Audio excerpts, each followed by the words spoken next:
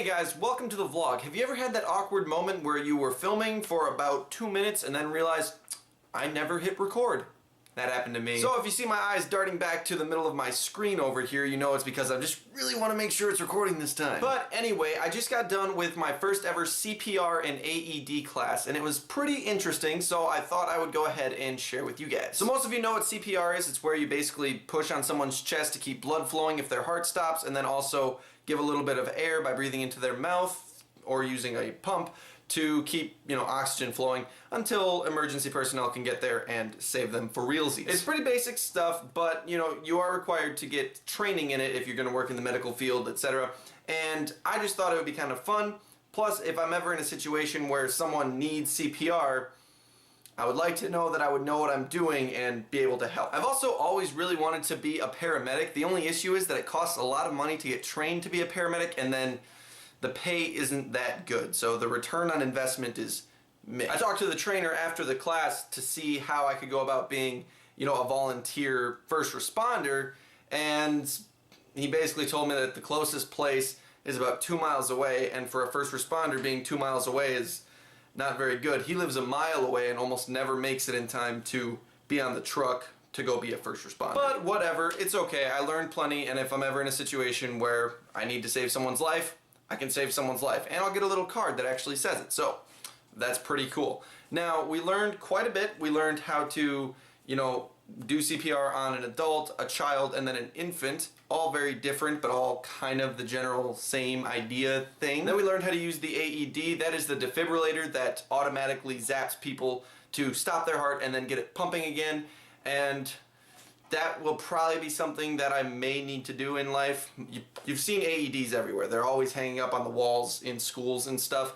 And they're there for a reason. People's hearts stop and you need them. And then we learned how to deal with choking, the Heimlich maneuver, and smacking a baby on the back to get food out of their throat. And my instructor had quite the funny quote, #HitBabies. It is the only time in your life that you're allowed to hit a baby.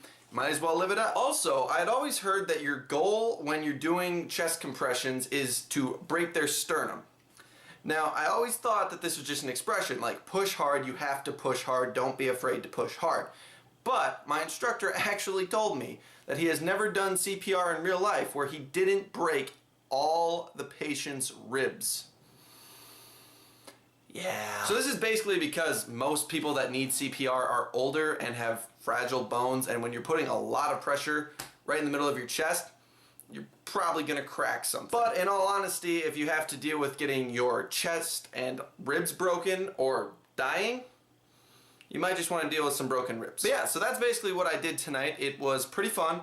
It was long, about 3.5 hours, and we had to take a test and then prove that we could do the CPR. So I know what I'm doing now. Yeah. There's not really much else to say about it. I had hoped that it would be more exciting and more fun, but obviously it's just a thing. If it were actually happening and I was actually giving someone CPR, I'm sure the adrenaline would be pumping and it would be quite the experience.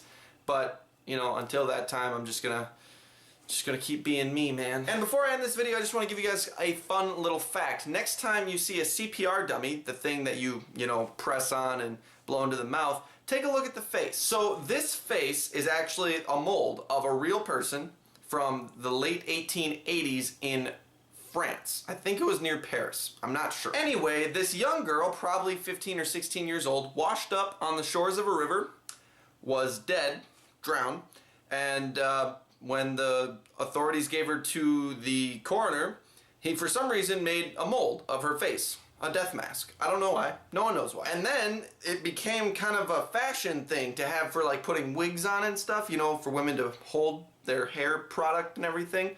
And then a Norwegian guy decided that he wanted to make the CPR doll thing and used this face as the thing. So, the face that you are breathing into and saving is actually the face of an unidentified dead girl who drowned in the 1880s.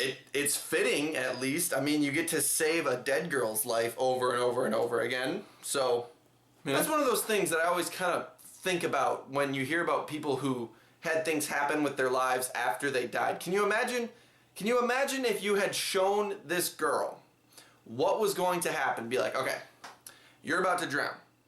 Now, in about 200 years-ish, people are still going to be making out with your face in order to learn how to save people's lives. And no one will know your name, and only random dudes on this magical thing called the internet will talk about your existence. I mean, imagine how weird that would be to you. Just be like, I'm just gonna go ahead and drown now. Okay, bye. So yeah, that's my rambling for the night. I'm going to edit this video and then go clean and stuff because I'm a grown-up.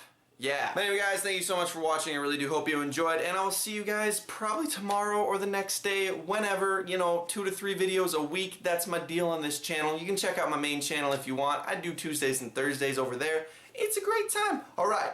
Peace.